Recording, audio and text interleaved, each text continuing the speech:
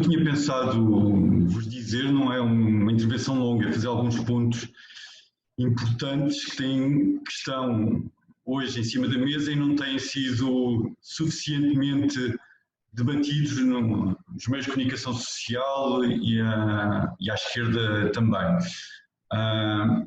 Muito, talvez, o que eu vá dizer, talvez me vá repetir em relação ao que o João Rodrigues disse, como vos disse, eu não ouvi a intervenção dele toda. A minha primeira nota que eu vos queria deixar tem a ver com a gravidade desta crise. Ou seja, esta crise que nós estamos a enfrentar agora e que nós não sabemos quando vai terminar, tem uma gravidade que é incomparável historicamente. Ou seja, os paralelos com a crise de 2008 ou mesmo a Grande Depressão de 29 são bastante limitados. Porquê? Porque nesta crise nós estamos perante duas novidades. A primeira é que ela afeta os elos do circuito de capital, os vários elos do circuito de capital ao mesmo tempo. Ou seja, por um lado, as empresas e as cadeias de produção globais hoje, com a produção muito fragmentada, há um problema de acesso às matérias-primas, aos componentes e, portanto, isso bloqueia a produção. Esse é o primeiro ponto. O segundo ponto tem a ver com a paragem da produção em si mesmo, porque os trabalhadores ficam em casa, portanto não temos capital produtivo a funcionar. E a terceira tem a ver com a venda de mercadorias. Não só hoje as mercadorias, temos mercadorias que não são vendidas, tirando os bens essenciais, né, aquilo que nós compramos no supermercado, mas sobretudo, tudo quando sejam bens duráveis, se encontram sem compradores. E este último ponto é algo que não se vai resolver rapidamente depois do isolamento, ou seja, depois da crise de saúde pública ter passado. E, portanto, este é o primeiro ponto que eu queria realçar, da profundidade desta crise. O segundo tem a ver com a sincronia, ou seja, ao contrário do que aconteceu em 2008, ao contrário do que aconteceu em 29, nós não temos aqui uma origem geográfica particular. Esta é uma crise, esta é uma paragem motivada pela pandemia que afeta todos os países ao mesmo tempo. Que, portanto, agrava a sua dimensão.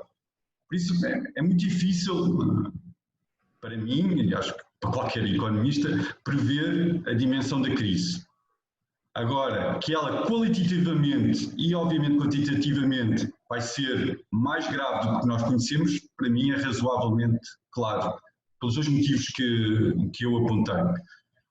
O que temos hoje já, João, não sei se referiu isso, mas o estudo mais interessante que vi sobre os impactos desta paragem é o da OCDE, que apontava uma quebra do PIB na maior parte dos seus países, na ordem dos 20% a 25%. Isso traduz-se, se fosse só uma paragem num trimestre, que depois nós retomássemos normalmente a nossa vida na segunda metade do ano, o que não irá acontecer, isso traduzir-se-ia numa quebra do PIB, por exemplo, para Portugal, de menos 7%. E aqui introduzo o meu segundo ponto, é que os impactos desta crise, embora a crise seja simultânea em todos os países, os impactos são muito diferentes. E Portugal, como aliás o estudo da OCDE mostra, é um dos países mais vulneráveis. E é fácil perceber por aquilo que o João disse. Não é? A nossa dependência hoje, com o turismo, com o setor imobiliário, com os fluxos de capital estrangeiro, torna a economia portuguesa muito mais vulnerável e, sobretudo, o seu emprego. E, portanto, os impactos que nós vamos ter, sobretudo, diria eu, em economias muito endividadas, como é a portuguesa, como são as economias do sul da Europa, vão ser necessariamente mais graves. E, portanto, isso leva-me depois aqui à questão da bola de neve que o João falava. Como eu disse, fazer paralelos históricos é difícil, mas lembremos que em 2009, quando tivemos o impacto da crise internacional, o PIB português contraiu à volta de 3%. Portanto, menos de metade do que é a perspectiva otimista da OCDE. E com isso nós tivemos um aumento do déficit orçamental de quase 10%, o que é normal. Numa situação destas, em que o consumo e o investimento estão a colapsar e as exportações, todas as fontes de crescimento, tirando a despesa pública, colapsam, tem que ser o Estado a compensar automaticamente. Aqui nem. A postura passiva do Estado, como está a acontecer em Portugal agora, grosso modo, vai tornar o déficit está condenado a disparar. Não só porque as receitas caem, mas a despesa dispara, subsídios de desemprego, e agora temos esta questão dos layoffs. E, portanto, aqui isto traz-nos, aqui para já só um parênteses, é que nós vamos assistir a um aumento do desemprego como nunca antes visto. Ou seja, se nós tivemos quebras de 3% em 2009, com aumento do desemprego de 2 pontos percentuais, e em 2012 o PIB caiu 4% e o desemprego aumentou 3 pontos percentuais, agora não é muito difícil imaginar aumentos de 10 pontos percentuais do desemprego. Eu acho que não estou a ser nenhuma Cassandra quando digo isto. Acho que, aliás, é uma posição razoavelmente tímida. Agora, o que eu queria aqui, indo para o meu segundo ponto, aqui realçar, face a estes déficits e ao aumento da dívida, as necessidades de financiamento dos Estados disparam. Mesmo no caso, e eu queria sublinhar isso, do Estado português, que tem feito muito pouco de reação ou de plano de reação para o pós-pandemia. Ou seja, todas as políticas hoje do Estado português estão muito relacionadas com a questão da paragem hoje e pouco para aquilo que vai ser necessário quando começarmos a retomar as nossas vidas. As necessidades de financiamento são brutais e as reações que nós temos hoje também são muito diferentes entre os países. Se os Estados Unidos conseguem imediatamente aprovar um plano de 10% do PIB, de aumento de despesa, nesta ordem, ou mesmo dentro da Europa, no curto prazo, a Alemanha consegue aprovar um aumento da despesa na ordem dos quase 5% do PIB, nós vemos países, aliás, os mais afligidos pela pandemia, como Itália ou Espanha, e eu não tenho números para Portugal, mas não deve ser muito diferente, em que o aumento de despesa no curto prazo previsto são muito baixos, abaixo de 1% do PIB. Isso tem um motivo aqui, não é só a capacidade de cada Estado, há aqui uma questão política, que se torna muito clara no caso português, que é um medo do que aí vai. Ou seja, a gente não pode gastar hoje porque a gente está traumatizada com aquilo que foi a experiência da imposição da austeridade. E, portanto, nós temos aqui este primeiro problema. Por outro lado, a reação da União Europeia é, no mínimo, eu vou dizer tímida, mas é ridícula. Ou seja, aquilo que é anunciado pela União Europeia está na ordem dos 2% do PIB europeu. Aquilo que a União Europeia apresenta para todo o bloco da zona euro é inferior àquilo que a Alemanha apresenta para o seu próprio país. Isto se mostra a inutilidade da União Europeia ad nauseam. Isso obviamente vai ser insuficiente, a União Europeia vai ter que encontrar novos mecanismos. Eu não me vou alongar na questão das euro-obrigações, não ficarei muito surpreendido se um esquema desse género avançar. Não será, obviamente, sem condicionalidade e será sempre um esquema em que os Estados continuam a ter compromissos de financiamento. Eu não vejo de um momento para o outro a União Europeia, porque não tem essa capacidade hoje, de ter um tesouro europeu, de ter um Ministério das Finanças europeu que possa coletar impostos europeus. Isso não vai acontecer. E, portanto, os Estados vão ter que assumir as suas partes da dívida. E aqui a única vantagem seria ter taxas de juros ligeiramente mais baixas do que aquelas que são praticadas pelo mercado.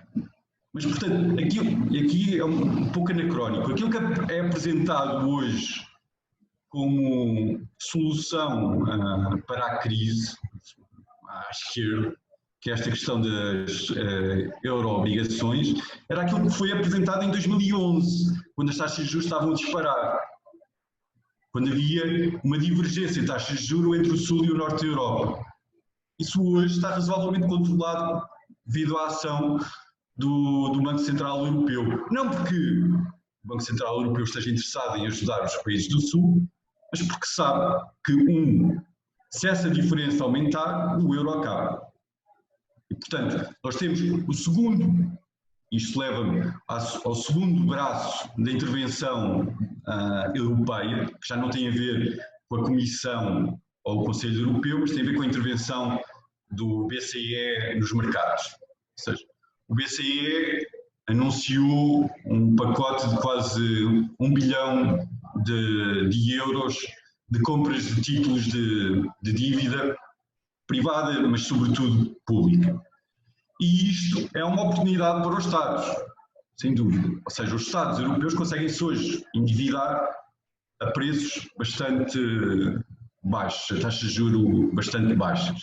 E, portanto, deve ser uma oportunidade que não deve ser perdida neste momento. Agora, nós sabemos o que é que isso implica depois. Ou seja, todo o acesso às compras do BCE vem sempre com condicionalidade.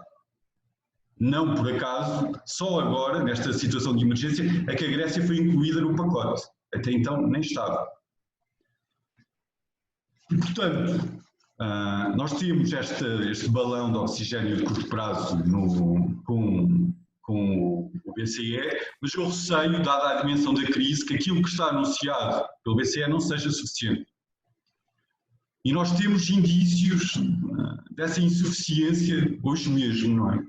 Nós tivemos o Banco de Inglaterra, que é um banco soberano, com a sua própria moeda, em que o Estado tem o controle sobre a sua própria moeda, a anunciar que não só compra os títulos de dívida do Estado inglês, mas vai começar a financiar diretamente o Estado inglês. Ou seja, vai produzir moeda do nada que é acreditada na conta do Estado inglês. E isso mostra um pouco as necessidades que estamos a falar hoje, em que uma série de tabus da política económica, nomeadamente esta ideia da emissão monetária, caem. E, portanto, e aqui, obviamente, na sequência, nós vemos a importância que o caso inglês, está longe de ser um caso de uma política progressista, não, isto é uma política de emergência, mas nós vemos a importância da soberania monetária, ou seja, da relação entre o Estado e o seu Banco Central, que, face a uma situação como esta, pode, em último caso, emitir moeda para financiar a despesa necessária para fazer frente à crise. No caso do BCE, nós temos esta ficção, não é? Em que o BCE é uma instituição independente do controle político. Isso, para já é mentira, não é? É independente do controle democrático. O BCE é controlado pelos interesses da grande banca europeia e é nessa perspectiva que deve ser entendida toda a sua ação e deve ser denunciada. E, portanto, nós, se queremos ter uma política minimamente progressista aqui, a questão da soberania monetária como forma de financiamento, como controle democrático da política monetária, torna-se crucial. E isto, agora eu vou-me repetir um pouco em relação ao João, mas eu acho que é importante. Porque o que vai ser preciso no pós-pandemia não é o clássico deixar o déficit disparar e aumentar a despesa, de alguma forma. Isso não vai ser suficiente. O nível de paragem que nós temos hoje necessita de uma centralização de decisões de investimento a nível nacional. Ou seja, quando começarmos a retomar a atividade, é preciso uma intervenção do Estado, não só como comprador, mas como produtor, como investidor. E para isso precisamos, o João falava do controlo de um conjunto de setores que alavancam toda a economia, transportes, energia, banca. Precisamos disso, precisamos, portanto, de ter novas empresas públicas, uma centralização do investimento que permita relançar a atividade económica. E isto tem que ser financiado. Ou seja, todo este processo de recuperação da economia e do emprego precisa ser financiado de alguma forma.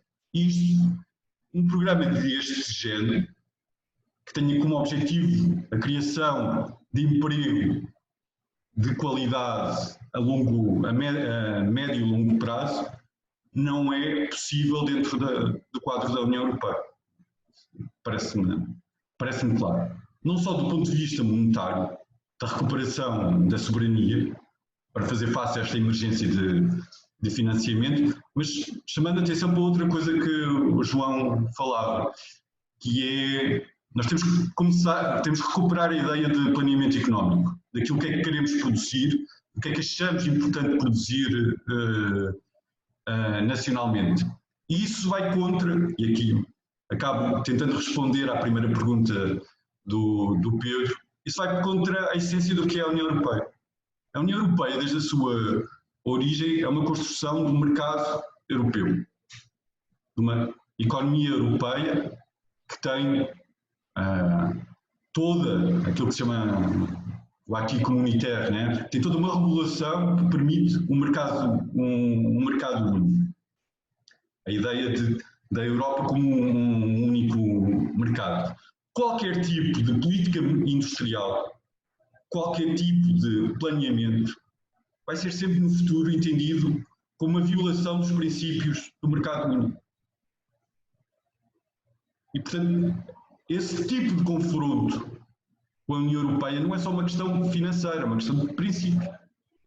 Do que é a União Europeia e do que é que nós queremos, não só para o nosso país, mas como vislumbrar outra forma de produzir, distribuir e consumir.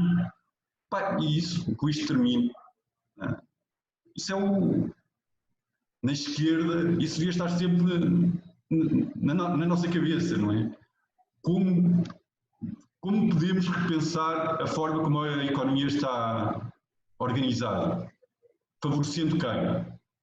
Isso devia ser o nosso princípio. Eu acho que isso, infelizmente, dentro deste quadro, sobretudo, não por acaso, dentro da União Europeia, na esquerda da zona euro, isso foi abandonado. Isso, acho que não só é desejável que se recupere, nós vamos ser obrigados a recuperar isso. Eu acho que ficava por aqui. Acho que já falei demasiado, não é? Muito obrigado, Nuno Teles. Então, as questões são todas muito interessantes, mas são muito diversas. Eu vou tentar tocar no máximo que consegui. O meu ponto de partida aqui é este, né? A ideia de nós termos que pensar no relançamento do emprego e na forma como nós reorganizamos e planeamos a economia. O Jorge já fez menção a isso, ou seja, aqui a questão é como é que mobilizamos os recursos necessários. A questão da soberania monetária aparece como consequência disso. Ou seja, eu não acho que a questão da saída do euro deve ser a bandeira que vai mobilizar os trabalhadores. A questão é termos um projeto de país, de desenvolvimento, que motive essa mobilização popular e isso, inevitavelmente, impõe a questão da saída do euro. Porque a questão da saída do euro não é uma questão de direita ou esquerda. Ou seja, a ideia de recuperar soberania não é um exclusivo à esquerda. E, portanto, aqui é o desafio da esquerda, como construir um projeto de desenvolvimento, de emprego, de progresso social, que apareça como uma alternativa à extrema-direita, porque senão a gente já sabe o que vai acontecer. Ou seja, deixamos o campo aberto à extrema-direita. E eu acho que neste projeto não só de superação da crise económica, nós temos que pensar, de facto, outro tipo de economia, com empresas públicas, com banca pública, isso é essencial nesta mobilização de recursos de que falava, e, obviamente, na questão das alterações climáticas. E a questão das alterações climáticas, eu queria fazer 2 apontamentos. O primeiro é o ridículo que foi as declarações de emergência climática. Nós agora sabemos o que é uma emergência, não é? Tudo aquilo que fomos assistindo de retórica de emergência climática era ar. O segundo ponto, em relação às alterações climáticas, tem a ver com a questão da pandemia em si mesmo. Ou seja, nós ainda não sabemos qual é a origem exata do vírus. O que sabemos, sim, é que hoje a forma como organizamos a produção agrícola e, sobretudo, pecuária, potencia as alterações genéticas do vírus da gripe e potencia novas pandemias. E nós temos que articular esta forma de produzir de grandes concentrações, sobretudo aviárias, e a economia política que isso tem por detrás, para termos uma alternativa de produção agrícola e mais geral. E estas questões, pleno emprego, das alterações climáticas, progresso social, isso sim são bandeiras que a gente pode e deve mobilizar.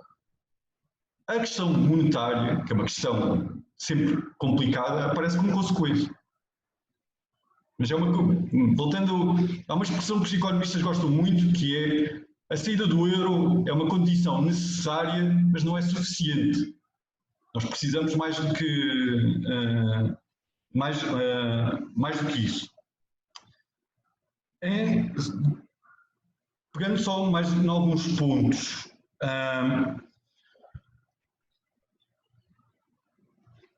Na questão da União Europeia ser reformável, nós temos vários problemas, não é? E acho que foram apontados alguns deles. A questão é, a União Europeia não está construída para ter qualquer tipo de mobilização democrática. Não há instrumentos de controle democrático na União Europeia. Nem vai haver. E, portanto, esta União Europeia não serve um projeto progressista. Ou seja, o único voto que nós temos, que é no Parlamento Europeu, é uma instituição que não tem poder dentro da União Europeia, como se vê agora. Ok? Ainda em relação à questão europeia, a ideia do sujeito político. Se nós queremos este programa de mobilização popular para uma outra economia, não há um sujeito político europeu. Isso não existe. Há sujeitos políticos nacionais e as suas classes operárias. E, portanto, não podemos jogar nessa ilusão. Pelo contrário, acho que há boas tradições políticas que devemos recuperar. A questão da emancipação, como se falava, alguém falava, já não sei quem, da emancipação nacional. Eu acho que devemos aprender bastante com aquilo que foi o terceiro mundismo. Ou seja, como é que se articulam as questões de emancipação nacional com um profundo internacionalismo. Ou seja, como a luta pela soberania política teve sempre acoplada a ideia de um projeto internacionalista. As duas coisas não são incompatíveis. E este é todo o trabalho que nós temos de fazer, porque eu não acho que esta questão do euro que se vai colocar, não se vai colocar só em Portugal, vai-se colocar uma série de países da União Europeia. Portanto, eu acho que temos boas tradições políticas onde podemos aprender para elaborar este projeto político. Finalmente, em relação, mais concretamente, em relação às questões do euro, há vários mecanismos que explicam a transferência de renda não só do sul para o norte da Europa, mas como, já não sei também quem dizia, dos trabalhadores para o capital. E esse, aliás, deve ser o primeiro ângulo de análise. Não podemos ver o euro como um projeto que beneficiou os trabalhadores alemães, porque não aconteceu. A Alemanha, antes da crise de 2008, a Alemanha era o país da OCDE onde a desigualdade mais crescia. Isso porquê? Porque tudo aquilo que depois foi aplicado em Portugal foi aplicado antes na Alemanha. As reformas laborais, o aumento da precariedade, a compressão salarial. Esse é claramente um mecanismo de transferência de rendimento do trabalho para o capital, sobretudo para o setor financeiro. O outro mecanismo é também um mecanismo de transferência entre países. Ou seja, não é por acaso que a Alemanha consegue se endividar a taxas de juros negativas hoje. Isso tem muito a ver com a fuga de capitais do sul para o norte, em busca de tranquilidade. Não é por acaso que a Alemanha consegue hoje ser uma economia muito mais competitiva do que era há 20 anos. Tem a ver com um câmbio que é claramente desvalorizado para a sua economia nacional. Isto são tudo mecanismos que nos penalizam e favorecem a economia, o capital alemão. Finalmente, uma questão que eu acho que é importante sempre, que é nestas questões de saída do euro, que é a questão da inflação. Eu acho que isso é sempre o papão que é assinalado. Hoje o que nós vivemos não temos qualquer risco de inflação. Uma economia que está parada em sobreprodução. Hoje o risco é claramente a deflação. E, portanto, isso é razoavelmente hoje consensual, até nos economistas mais convencionais. Do que nós precisamos são políticas inflacionistas. A questão da inflação, mas dito isto, a questão da inflação é uma questão que a inflação tem várias causas e, portanto, isso também precisa de planeamento económico. A inflação não é um fenómeno monetário. Tem a ver com a estrutura das economias, tem a ver com as dinâmicas de distribuição do rendimento entre trabalho e capital, e isso precisa de ser elaborado. Obviamente, acho que aqui o central, esta parte de oportunidade desta crise, é nós termos que apresentar um programa, um plano para a sociedade como um todo.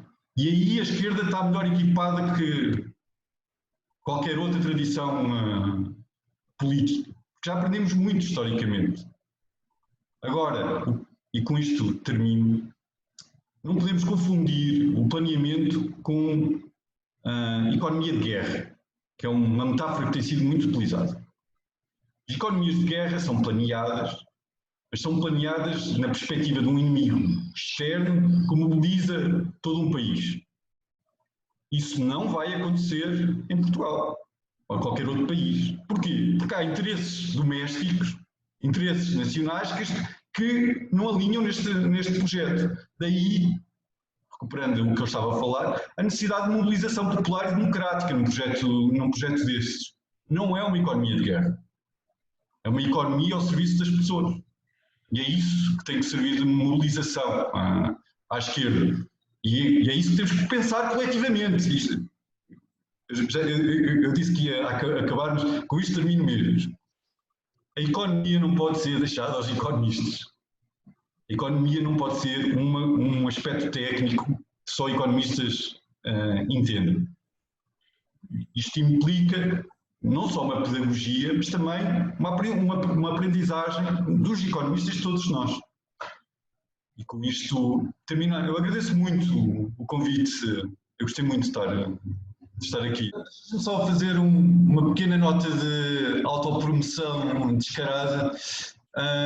O número deste mês do Le Monde Diplomatique traz 2 artigos que eu recomendo. Um deles é escrito por mim e pelo João, o outro pela Tânia Pinto e o José Maria Castro Caldas. São muito do que discutimos aqui, muito do que, se vocês quiserem encontrar algum tipo de sistematização de muito do que dissemos, vocês vão encontrar nessa edição do Le Monde Diplomatique, que aproveito também para apelar a que assinem e apoiem esse projeto editorial.